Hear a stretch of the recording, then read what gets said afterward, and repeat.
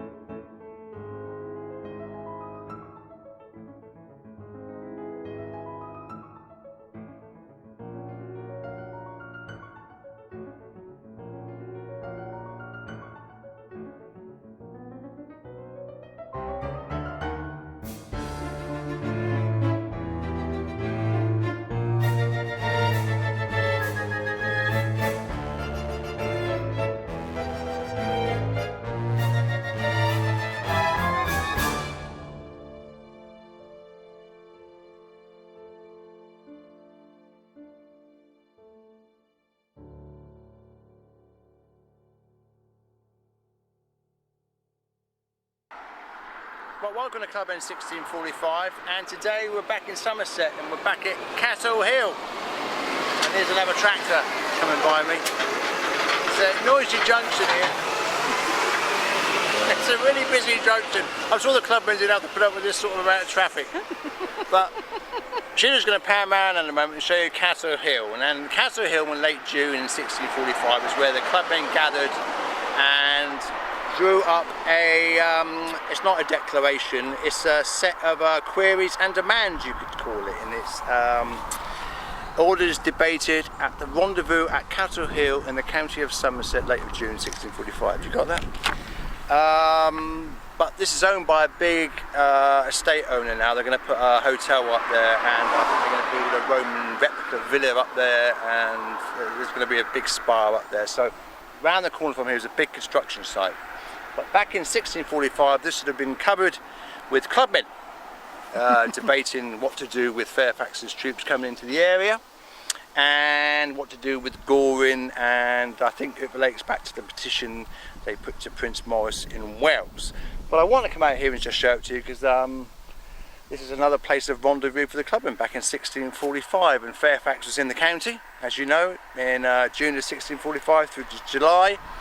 And they met here before the Battle of Langport and the siege of Bridgewater as such. But yeah, Sheila's going to pan around and just show you the green part of Knoll Hill so far.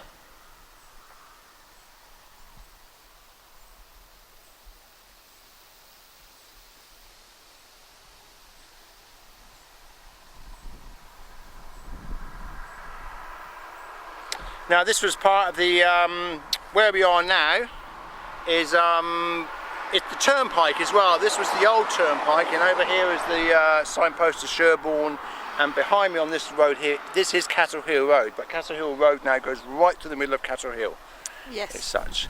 But yeah, so if we go Wincanton's this way, and we're not a far distance away from Knoll Hill either, which is the second place we're going to go to and talk about the clubmen who met there in July the 11th.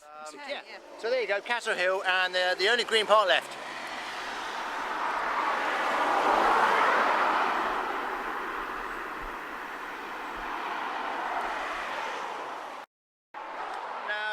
I just want to do a couple of points on this debated argument as such, or debates. I don't know what they call it really, because it's not a declaration, it's not a petition. It's a queries of things they were deciding on with both the warring factions going on in Somerset, and they were deciding about sort of what troops, if troops laid down their arms, should they accept them? Because if they accepted them, would it make them biased towards one side, not the other? Do they accept both sides? And it was a set of queries really, and there's a couple of points I should read out to you which makes interesting points on that note. And I think number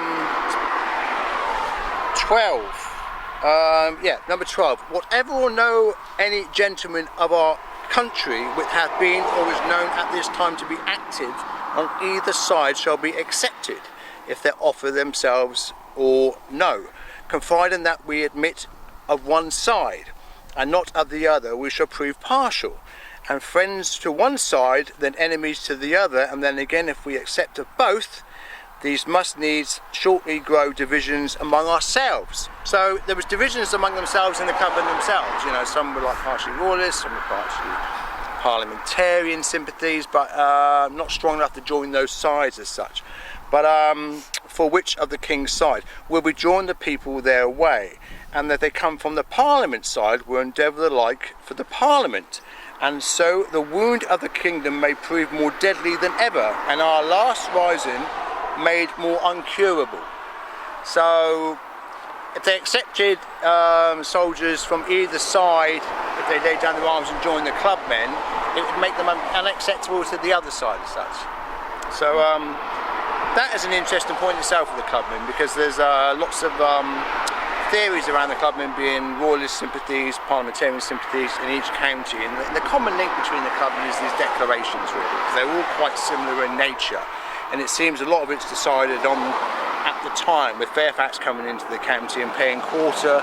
It swayed the Clubmen onto the parliamentarian side, because Somerset was notoriously sort of plundered by Gorman's forces, because Gorman had a bad name in Somerset, and he's even talked about in the late 19th century. Gorman was still a name in Somerset, was brought up.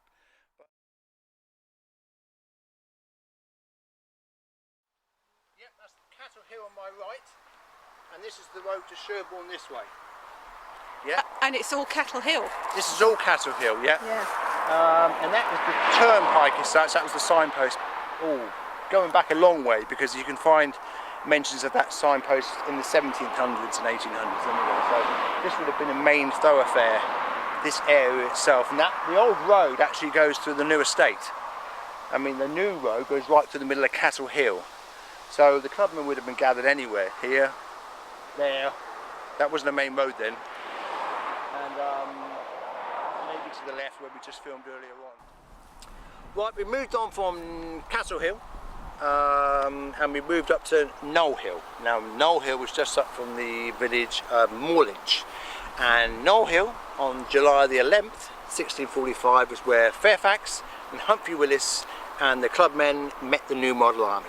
Humphrey Willis was on this hill with a rendezvous of Clubmen, and Fairfax and Lieutenant General Cromwell and the officers on hearing of this meeting came upon the Clubmen on this hill and asked them what they were doing there basically, and what their demands were. And their demands were a stop to the warring parties in the county and an end of the plunder. And upon hearing this, Fairfax promised that the New Model Army would pay their way. So they threw the lot in with Fairfax here, which was going to be different once they got back to Dorset, because obviously in Dorset it was pretty well much the other way. So that's the thing with the Clubmen, you pretty much in different counties, pretty much different sympathies, but there is a common thing throughout them, the neutrality as such. They were trying to stay neutral. And like I said, in Cattle Hill there's that document which says about if they bring troops in, it might split their side together, the Clubmen's neutrality. So yeah, so it's very important, the Cattle Hill one and the Humphrey Willis meeting here, because they're two juxtapositions of where the Clubmen were at those times. Right, we marched the top of Knoll Hill along the main road bit, because you can only walk up the side of it as such. It's all private land now. So we filmed across the river, and we've come up by the Knoll Inn, new pub, and we've come up the side of the hill. But you can get in front of Knoll Hill Farm here, which is private, and you can just about see the cusp of the hill as such, and the view that way. Yeah. Yeah. Yeah, so it's pretty spectacular, but you can't actually get on the hill because it's all private land. But yeah, so this is Knoll Hill, and this is where the Clubmen rendezvoused and met Fairfax on the July the 11th, 1645. Humphrey Willis and the Clubmen and Lieutenant General. Up Knoll Hill, and we've gone to the top. We filmed a little bit from there, and we filmed Knoll Hill from across the river. But this is the track, the roadside that runs alongside of it from Knoll Inn. And you can walk it, but it's a really old track, because you can see how much it's sunk. It's quite a walk up here, but worth a visit really. And you've got a pub at the bottom of the hill, so you can have a drink afterwards. Yeah, Knoll Hill, and stop at the Knoll Inn for a beverage.